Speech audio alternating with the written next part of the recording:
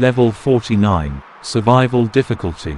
Class 2. Unsafe, secure, low entity count. Level 49 is the 50th level of the Backrooms.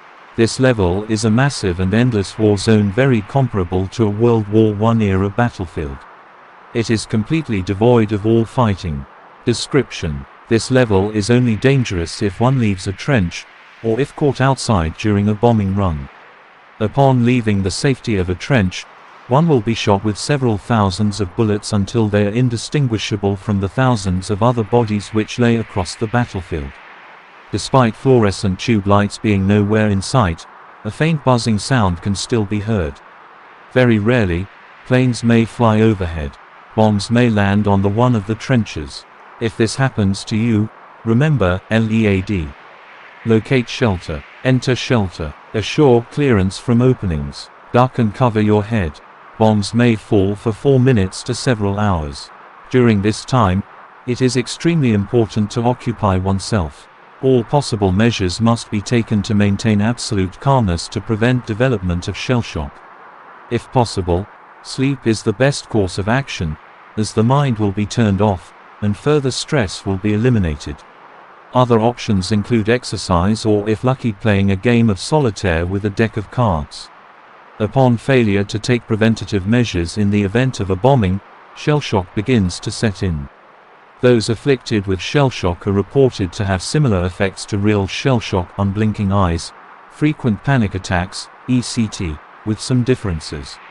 Namely, the largest difference is a slow transformation into one of the many soldiers.